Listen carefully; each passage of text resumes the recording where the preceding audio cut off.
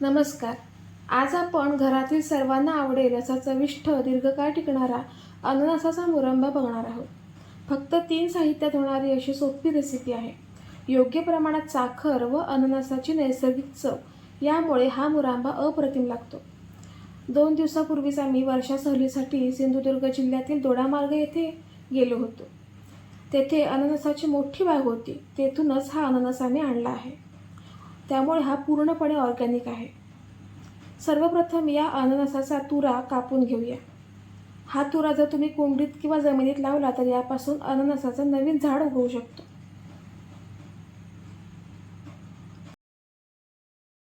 अननसाचे बाहेरचे आवरण आपण कापून घेऊया.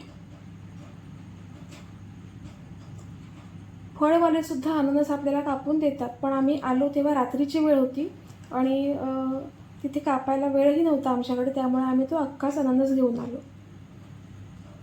तुम्ही फळवाल्यांकडूनच त्याचे काप करून घेऊ शकता.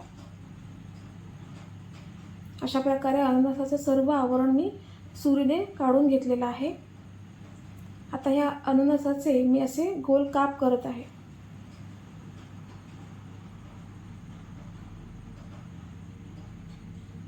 छान रसरशीत असा चवीला गोड असा अननस आहे. बाजारात मिळतो त्यापेक्षा याची चव खूपच छान होती. आता हे अननसाचे काही जे डोळे आहेत हे काट्यासारखे लागतात, त्यामुळे आपण हे काढून घेऊया. सुरीने मी असे सर्व ते अननसाचे डोळे काढून घेतलेले आहेत. आता अननसाचे काप जे आहेत त्याचे आपण छोटे छोटे तुकडे करूया आणि त्याच्यामध्ये असणारा जो भाग आहे तो कडक असतो आणि त्याला फार अशी गोड चव वगैरे नसते, त्यामुळे तो आपल्याला काढून टाकायचा आहे आणि बाकीच्या अननसाचे आपल्याला असे छोटे छोटे तुकडे करायचे आहेत. 2 बाउल भरून मी अननसाचे तुकडे घेतलेले आहेत. आता सोपी रेसिपी आहे. कढईमध्ये डायरेक्ट आपण अननसाचे तुकडे टाकायचे आहेत. 2 कप भरून अननस घेतला होता. यासाठी मी पाऊण कप इतकी साखर घेतली आहे. वाटी पूर्ण भरली नाही आहे साखरेची, कारण अननस हा गोड आहे. जर तुमचा अननस हा थोडा हिरवा असेल किंवा जास्त आंबट असेल तर तुम्ही साखर 1 कप पूर्ण भरून घेतली तरीही चालेल. तर गॅस सुरू करून आपण हा अननस शिजवून घ्यायचा आहे. याच्यात मी 5-6 लवंगा टाकलेल्या आहेत. लवंगामुळे मुरंब्याची चव तर वाढतेच, शिवाय मुरंबा हा दीर्घकाळ टिकण्यास मदत होते. आता पाक छान आटला आहे.